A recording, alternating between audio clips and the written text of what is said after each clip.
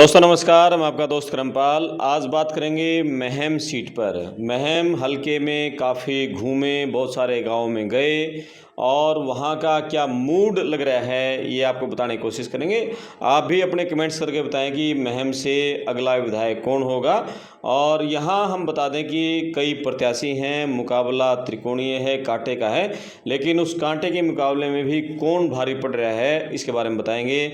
सबसे पहले बता दें कि यहाँ जो मुख्य प्रत्याशी हैं कांग्रेस से हैं, बलराम दांगी हैं, आनंद सिंह दांगी के बेटे।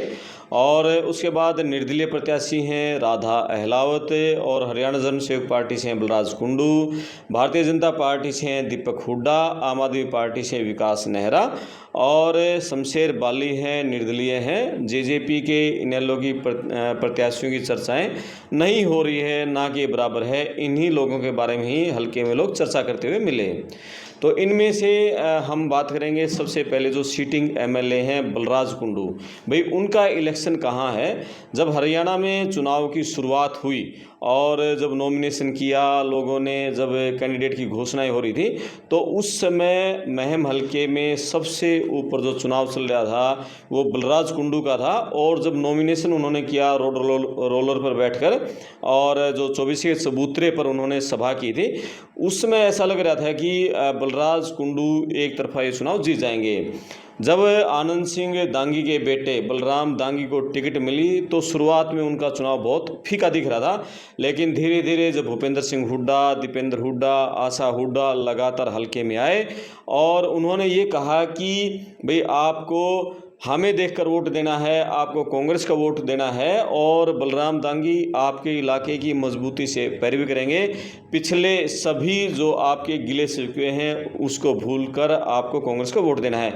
उसके बाद बलराम दांगी के चुनाव का ग्राफ काफ़ी तेज़ी से ऊपर उठा, और जो कांग्रेस की एक लहर चल रही थी उस लहर के चलते वो ग्राफ लगातार मजबूती बनाए रखा।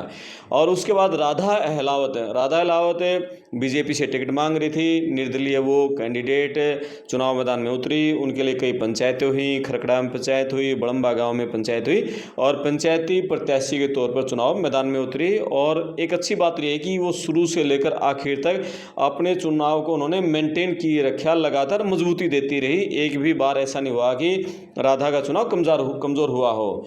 और इसी तरह बात करें जो आम आदमी पार्टी के हैं, विकास नेहरा निंदाना गांव के हैं। निंदाना फरमाना गांव के लोग जितनी मजबूती से उनके साथ लगे, उसी तरह से शमशेर खरकड़ा की पत्नी राधा के लिए खरकड़ा गांव, बड़म्बा गांव के लोग लगे हुए हैं। इतनी ही मजबूती से निंदाना और फरमाना के लोग आम आदमी पार्टी के विकास नेहरा के साथ इस चुनाव में जुटते हमें दिखाई दिए। और इसी तरह जो शमशेर बाली है उसके लिए भी मोखरा गाँव के तो वो लोग साथी गाँव के नेता हैं, 2 बार विधायक रह चुके हैं, सिंपल हैं, सादे हैं, अच्छा रसूख है। और दूसरे गाँव में भी उनका जो रसूख है उसके चलते वो भी एक उपस्थिति दर्ज करा रहे हैं। तो यहाँ सीटिंग एमएलए की बात करें बलराज कुंडू की, बलराज कुंडू का इलेक्शन जो पीक पर था, लेकिन धीरे धीरे उनका चुनाव का ग्राफ है वो नीचे जाता रहा। और ऐसा लग रहा है आखिर में आकर कहीं उनका ग्राफ और ज़्यादा नीचे न चला जाए और कांग्रेस की लहर में बलराम दांगी यहाँ मुकाबला जीत न जाएं, या जो राधा की चुनाव की मजबूती हो रही है उसके चलते भी यहाँ समीकरण बलराज कुंडू के लगातार बिगड़ रहे हैं। बलराज कुंडू यदि ये चुनाव हारते हैं, और जिसकी संभावनाएं भी लग रही हैं, उसका सबसे बड़ा जो 6 कारण हैं वो 6 कारण गिनाएंगे। पहला बड़ा कारण ये है कि पिछले चुनाव में बलराज कुंडू को मोखरा गांव से अच्छी लीड मिली थी, लेकिन इस बार मोखरा गांव से जो निर्दलीय विधायक हैं बाली पहलवान, और वो मोखरा गांव के हैं, तो नेचुरली मोखरा गांव के वोट उनको मिलेंगे। तो पिछली बार जिस मोखरा से बलराज कुंडू जीते थे उस बार वहाँ उनकी जीत की संभावनाएं खत्म हो गई हैं, क्योंकि गांव का कैंडिडेट होने के चलते सारे वोट उनके मिलेंगे। तो ये एक बड़ा डेंट मोखरा गांव से कई हज़ार वोटों का बलराज कुंडू को लग गया है। दूसरा बड़ा डेंट निंदाना गांव से, फरमाना गांव से बलराज कुंडू पिछली बार जीत कर निकले थे, तो इस बार वहाँ निंदाना गाँव के जो आम आदमी पार्टी के प्रत्याशी हैं विकास नेहरा, उन्होंने कई हज़ार वोटों का जो डेंट है वो भी बलराज कुंडू को लगा दिया है। और यहाँ निंदाना फरमाना और आसपास के जो गांव हैं यहाँ भी बलराज कुंडू को काफ़ी नुकसान पहुंचा रहे हैं विकास नेहरा। इसके बाद तीसरा बड़ा डेंट है उनके लिए जो हरियाणा में कांग्रेस की लहर चल रही है। कांग्रेस की लहर दीपेंद्र हुड्डा, भूपेंद्र हुड्डा, आशा हुड्डा का लगातार महम हल्के में एक्टिव होना और लोगों से अपील करना कि कांग्रेस को वोट दें, सरकार में अपनी भागीदारी करें, और सरकार में भागीदारी होगी तो सबके काम होंगे, नौकरियां मिलेंगी, सब कुछ होगा। तो बलराम दांगी के इलेक्शन को जो ग्राफ ऊंचा बढ़ा गए, उसके चलते भी बलराज कुंडू का चुनाव लगातार फीका पड़ता चला गया। और चौथा, यदि बलराज कुंडू की हार का कारण बनेगा, जो एंटी इनकम्बेंसी उनके खिलाफ है, 5 साल वो विधायक रहे, निर्दलीय रहे और ये उलझन में रहे कि वो निर्दलीय होते हुए कांग्रेस का समर्थन करें या बीजेपी का समर्थन करें, तो वो इसी पसोपेश में रहे और आखिर में आकर अपनी एक पार्टी बना दी जिसका कोई अस्तित्व है नहीं। तो वो पार्टी बनाने के बाद भी उनका कोई ग्राफ नहीं बढ़ा, तो जो पसोपेश में रहे और हल्के में 5 साल कोई काम नहीं करवा पाए, इसके चलते उनके खिलाफ भी एंटी इनकम्बेंसी है। हालांकि उनकी समाज सेवा है, लड़कियों को पढ़ा रहे हैं और बहुत सारे की सोशल सर्विस कर रहे हैं, लोगों को आर्थिक मदद दे रहे हैं, लेकिन लोगों में ये कहना है कि भाई पैसे के दम पर हर बार आपको वोट नहीं देंगे और इस सोशल सेवा के दम पर हमें दूसरे काम भी चाहिए। तो इसके चलते भी उनके खिलाफ काफ़ी एंटी इनकम्बेंसी हल्के में है। और पांचवा एक उनकी हार का कारण बनेगा, उन्होंने भूपेंद्र हुड्डा के खिलाफ चुनाव से ऐन पहले मोर्चा खोल दिया है।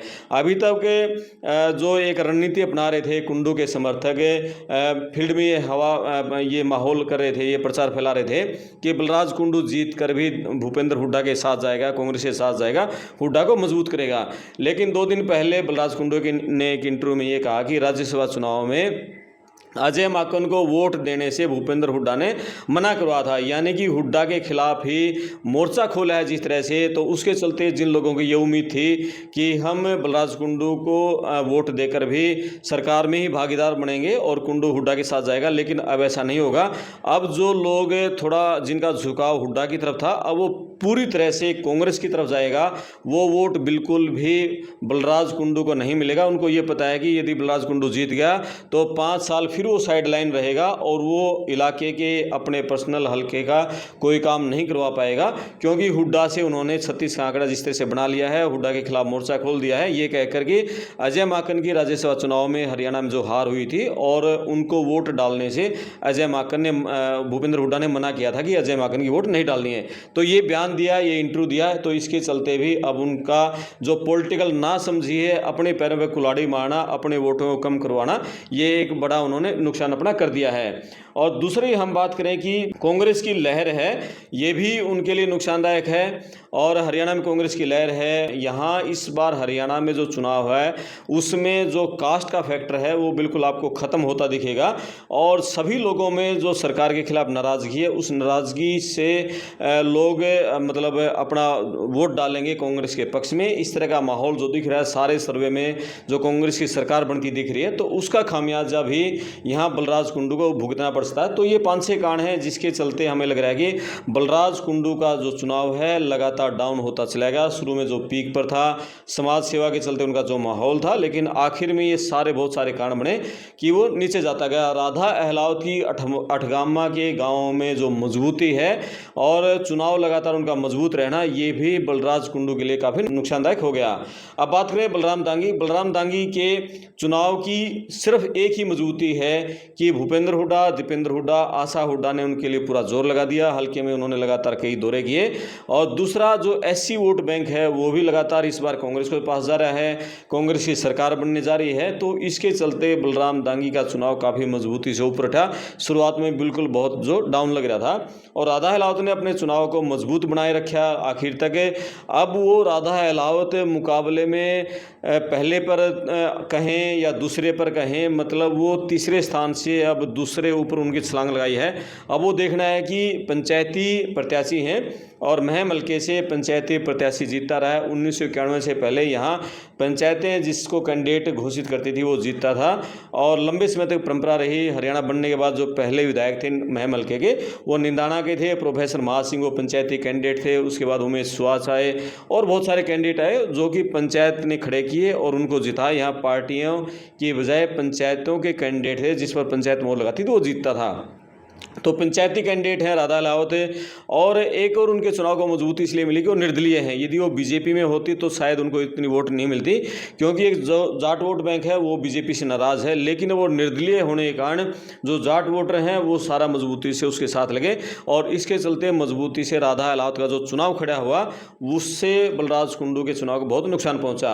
और दूसरा बात करें हम जो भारतीय जनता पार्टी दीपक हुड्डा का चुनाव बहुत ज़्यादा नहीं उठ पाया, लेकिन जो बीजेपी का कोर वोट बैंक है जो किसी सूरत में इधर उधर नहीं जाएगा, वो कमल पर ही जाएगा, ऐसी संभावनाएं हमें हल्के में देखने को मिली। जो ब्राह्मण वोट बैंक है या जो दूसरा वोट बैंक है वो बैकवर्ड का वोट बैंक है, वो सारा बीजेपी को हमें ज़्यादा दिख रहा है। आम आदमी पार्टी विकास निंदाना फरमाना आसपास के गाँव में है, और एक शिक्षा का, स्वास्थ्य का और स्वच्छ शासन का जो मुद्दा लेकर आगे बढ़ रहे हैं अरविंद केजरीवाल, उसकी टेस्टिंग होगी कि निंदाना फरमाना के अलावा उनको महम या दूसरे गांव से कितने वोट मिलते हैं, और इसका एक टेस्टिंग होगी। ये देखा जाएगा कि आम आदमी पार्टी जितनी वोट लेके जाएगी उतना ही नुकसान वो ज़्यादा बलराज कुंडू करेंगे और कम नुकसान उनका बीजेपी को होगा, क्योंकि जो जाट वोट बैंक है या जो कांग्रेस का दलित वोट बैंक है वो तो कांग्रेस को जाना ही जाना है। तो जो वोट बैंक बीजेपी से नाराज़ था वो आम आदमी पार्टी को जा सकता है, यानी कि कांग्रेस का वोट बैंक टूटने के बजाय आम आदमी पार्टी को जो वोट मिलेगा वो बीजेपी के खिलाफत का वोट मिलेगा। तो इस तरह के ये समीकरण बैठ रहे हैं, और शमशेर बाली मोखरा गांव से कितने ज़्यादा वोट ले पाएंगे इस पर भी नजरें रहेंगी। तो कुछ समीकरण है यहाँ, इन समीकरणों में ऐसा लग रहा है कि अभी जो चुनाव है वो इसमें जो बलराम दांगी हैं बहुत मजबूती से रेस में सबसे आगे निकल गए, और उन्होंने बलराज कुंडू जो शुरुआत में बहुत आगे थे उनको पीछे छोड़ दिया लग रहा है। और जो राधा की मजबूती है उसकी चर्चाएं पूरे महम हल्के में है, महम शहर में भी उनको पास जो वोट बैंक बढ़ा है उसकी भी चर्चाएं लोगों के बीच में हैं। आपका क्या मानना है कि कांग्रेस का अगला विधायक कौन होगा, कौन होना चाहिए? अपने कमेंट्स करके बताएं, वीडियो को शेयर करें, चैनल को सब्सक्राइब करें। मैं आपका दोस्त करमपाल, धन्यवाद।